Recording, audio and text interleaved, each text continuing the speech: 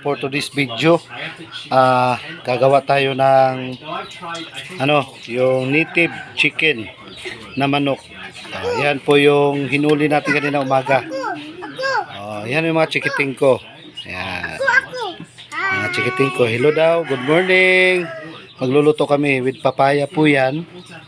Tapos unang-una gagawin natin, magigisa tayo ng bawang, sibuyas, tapos meron din tayong tanglad, sili makupat, saka luya.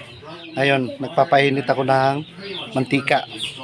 Gagawa tayo ng native chicken na tinula na manok. Tara, ilagay natin yung unahin natin yung luya. Malakas na yung apoy niya. Dito muna natin kasi mainit, kinuha ko muna. Kita mo? Walang apoy yan, pero magic. Tapos lagay natin, halo-haloin natin yan. Halo-haloin natin yan.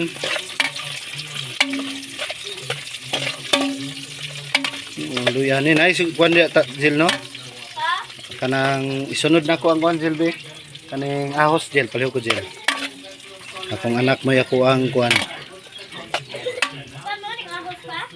Ahos. Ako sa nitak ang usab. Atong ahos. Kayon sa nato sila. Kung mag-holding sila ni. Okay. Pabuto na to mag-holding gamay. Dito sa itong lutuan nga organic nga lutuan. Kahoy lang gamit natin. Ayan, kahoy gamit. Wala na tayong kahoy. Medyo mag-ano mo tayo. Hanap tayong panggatong ulit. Sibuyas Jil, kaya kong sibuyas Jil, palihog.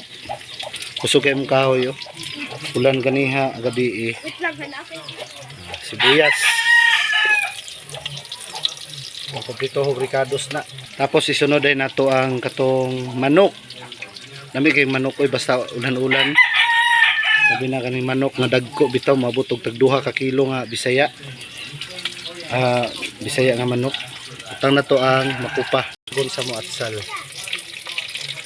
Dito kayo. Lolo na to. Nani, ato din ilunod ni siyang kuan. Kani ito pa man ang pasikaran. Sikaran nato. Ayun na, manam nagugas. Ay, kuan na ni siyang kuan. Butang nato dire. Okay. Sinsya mo sa mga kaldero ha. Kaldero sa mahihirap ya. Ato ang kahoy medyo siya. Okay. Nindot pa ng nagkakahoy pa. Okay kayong gamay.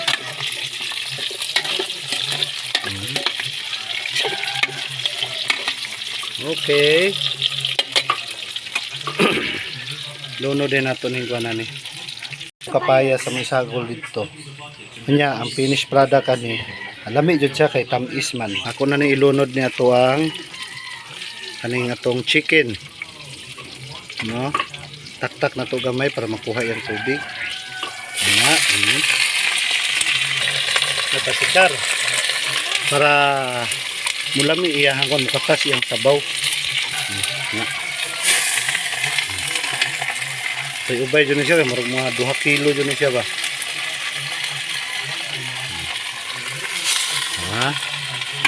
Bali ato na nabutang ang atong chicken.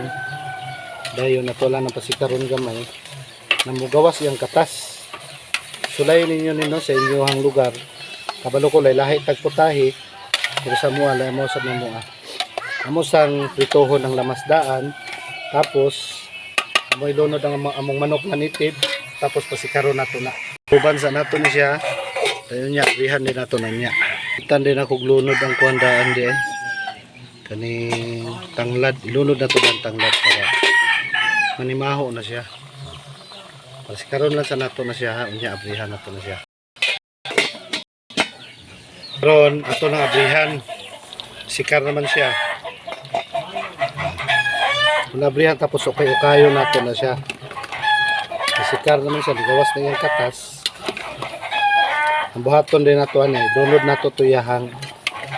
Yes. Salamat din sa iyo sa mga nag-subscribe sa amin sa channel namin sa Papa Jerome's Vlog at saka sa Kuya Boris Adventures TV.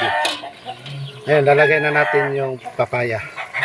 Lalagay na natin yung papaya natin. Yung kanina. Papayang hilaw gamit natin para mas malasahan natin yung manok. No? Huwag yung hinog kasi pag hinog kasi matamis na masyado. Yan. Papaya. Tapos takpan natin ulit.